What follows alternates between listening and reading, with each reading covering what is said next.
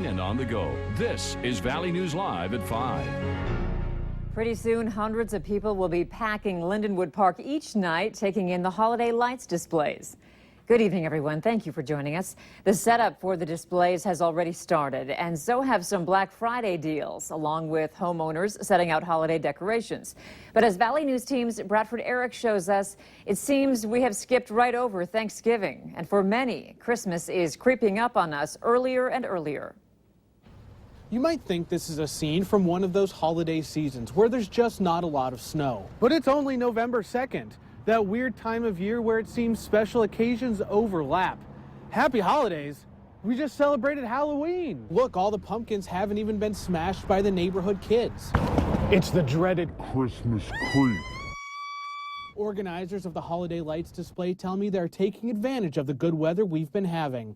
Then there's the annual Love Fest. They're really festive and fun. It's fun to change it up, during the holidays. And outrage with our paper coffee cups. I feel like nothing will ever please anyone.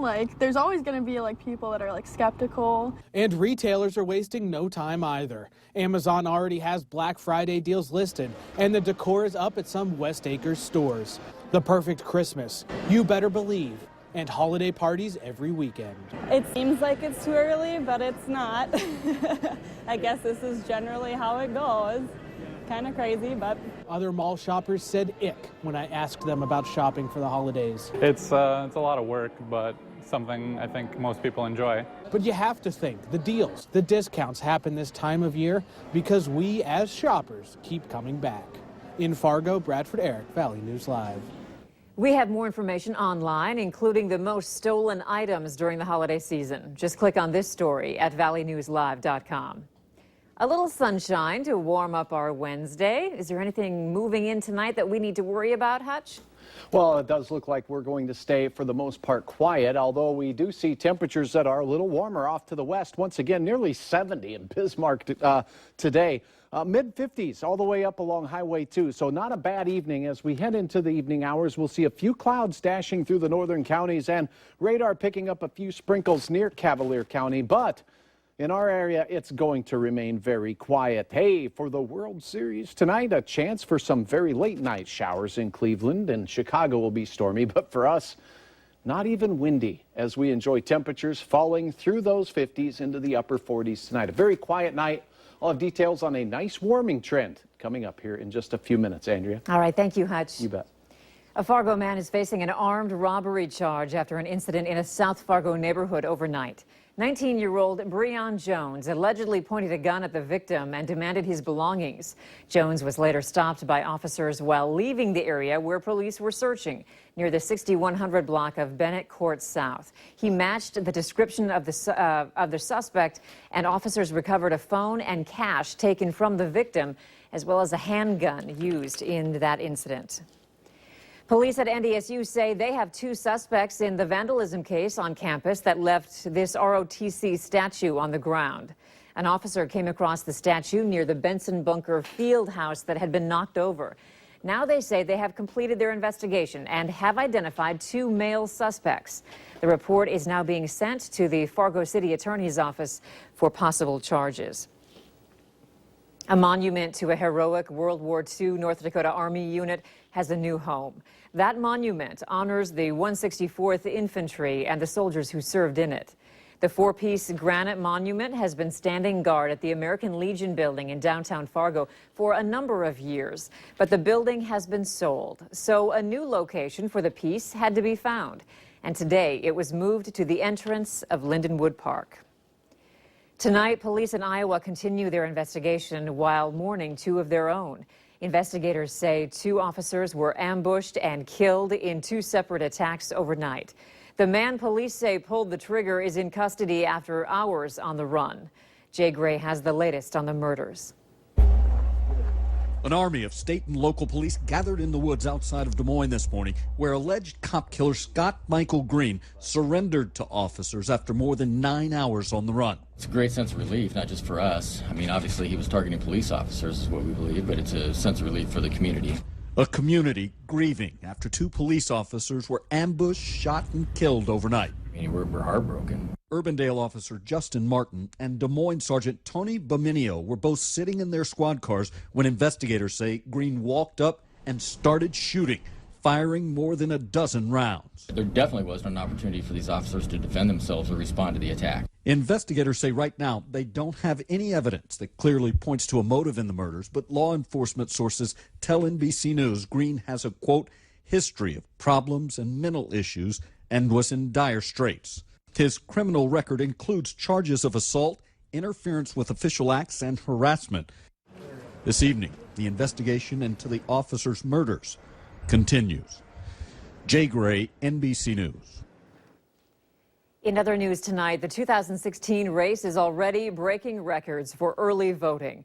More than 26 million Americans have cast their ballots, and those numbers are expected to surge.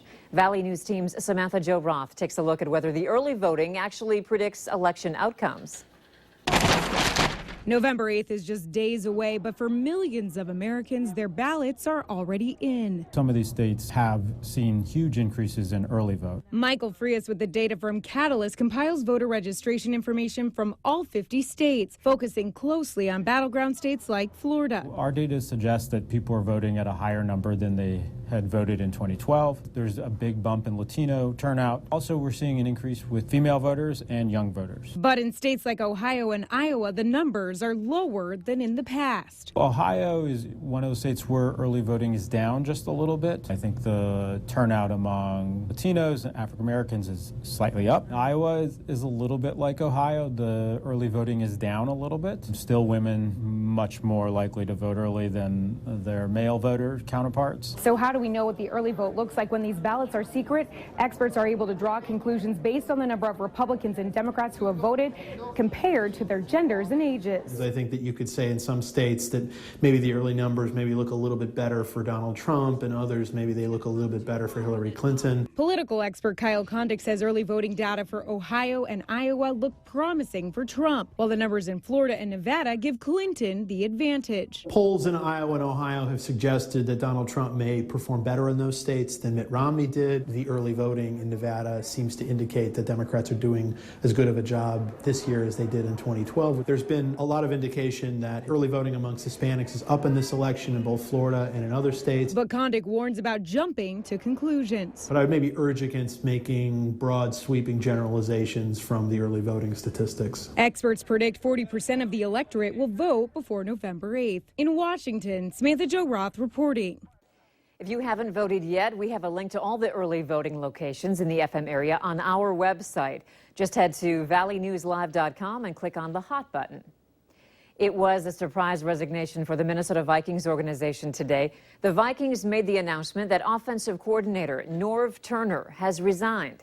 Turner was in his third season running Minnesota's offense. The brand new home for NDSU men's and women's basketball and wrestling is officially open. It's all part of the Sanford Health Athletic Complex. The Shields Center has a seating capacity of approximately 5,700. Some notable features are a new center-hung four-sided video display system. The arena also has a club room on the east side and an upper concourse overlooking the playing floor from each side. There are also 6 basketball hoops available. This building, this facility, what has been accomplished with this facility and what it will make possible well beyond athletics, well beyond NDSU, is really something rather extraordinary. The complex is located on the 1600 block of University Drive North, where the BSA used to sit. The Shields Center is part of the $50 million Sanford Health Athletic Complex. We have some new information for you now on a Valley News Live exclusive story. Do you remember these two kittens, Pi and Manny? Well, they have found their forever home. If you have been following their story, you'll remember that Pi and Manny were rescued from a fire 3 weeks ago by a young photographer named Carlos Pacheco. That's the same photographer who's adopting them. Both kittens were in shock with dangerously low body temps and smoke inhalation, and Pi had severe burns on all 4 paws. And speaking of which, Pacheco has a Compassionate Action Award coming his way from PETA. As he was taking pictures of the controlled fire, he heard meowing and then spotted the kittens. He then shielded himself from the extreme heat with his jacket had to use a stick to pull one kitten from the fire and rushed both of them to a nearby shelter for veterinary care.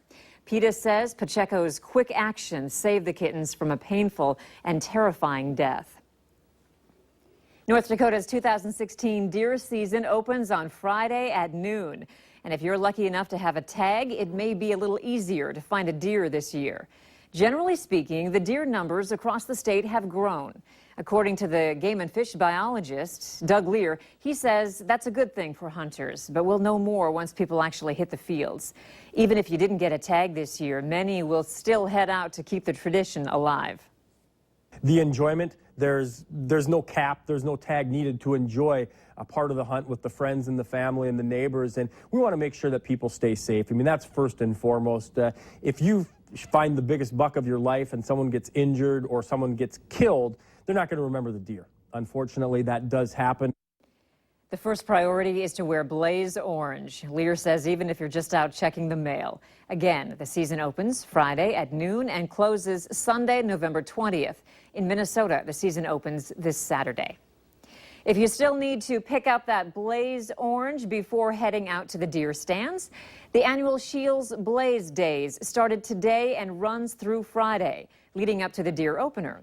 You can also get other essentials from boots and socks to binoculars and scopes. Shields says they're fully staffed to accommodate last-minute shoppers. You know, from orange to all the way to optics. It's right there, right in the right spots.